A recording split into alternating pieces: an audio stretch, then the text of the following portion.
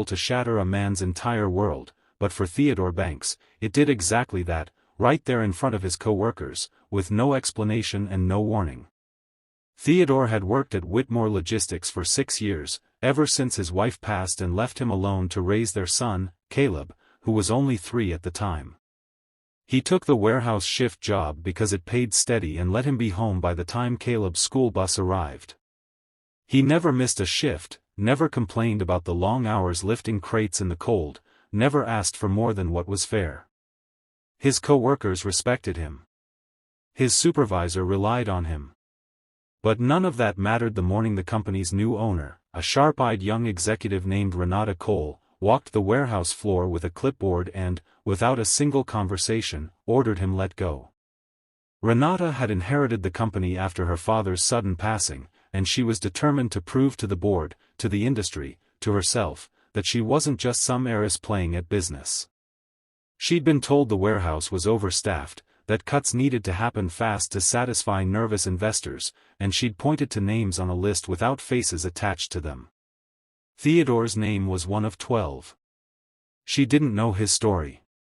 She didn't know about Caleb, about the mornings Theodore packed lunches with shaking, exhausted hands after working overnight, about the quiet dignity he carried through every hardship life handed him. To her, in that moment, he was simply a line item. Theodore didn't argue. He didn't cause a scene. He simply nodded, gathered the few belongings from his locker, and walked out into the parking lot where the afternoon sun felt far too bright for how heavy his chest had become. He sat in his car for a long moment, gripping the steering wheel, wondering how he would explain this to an 8-year-old boy who believed his father could fix anything. If you believe good people deserve second chances, and that dignity should never depend on a person's job title, hit like, leave a comment, share this with someone who needs a little hope today, and subscribe to Hope and Wisdom, because stories like Theodore's deserve to be seen.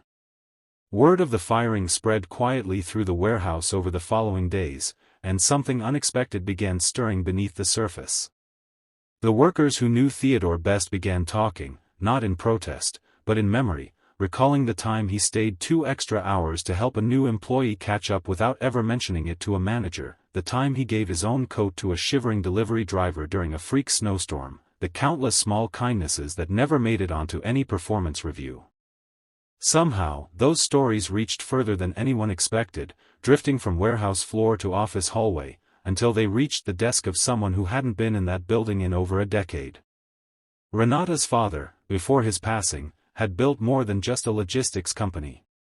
He'd built relationships, quiet debts of gratitude that stretched far beyond spreadsheets.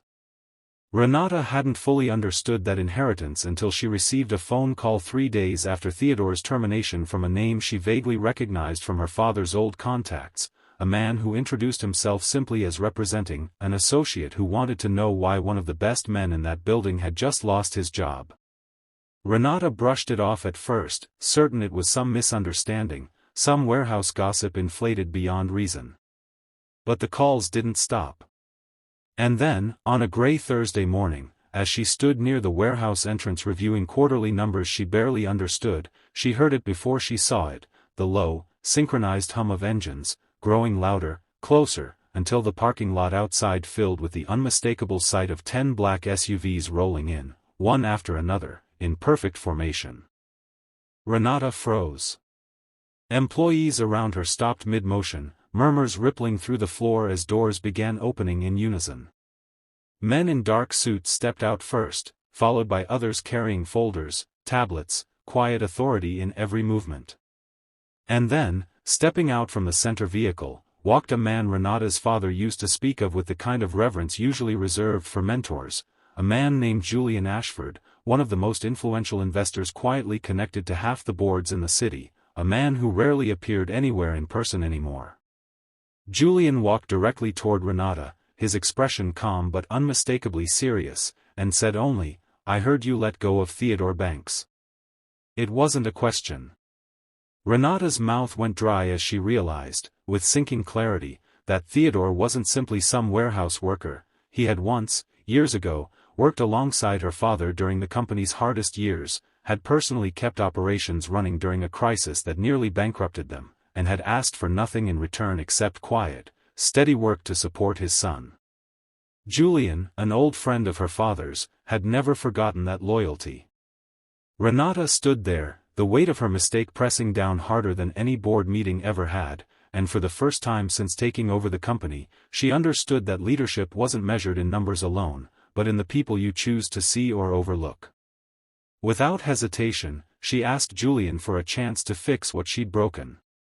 She found Theodore that same afternoon, sitting quietly at his kitchen table while Caleb did homework beside him, and she apologized, not with corporate language, but with real, humbled honesty.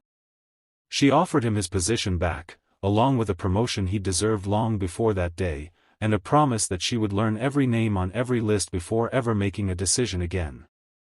If this story touched your heart even a little, please take a moment to like this video and share it with someone who needs a reminder that character always outlasts circumstance. Before we go, if you felt something while watching this, comment the word "grace" so I know this story reached you. Theodore returned to work not as a man who had been forgotten, but as one finally seen, and Caleb grew up watching his father stand taller, not because of the title he now held, but because of the quiet, unshakable integrity that had been there all along, waiting simply for someone to notice.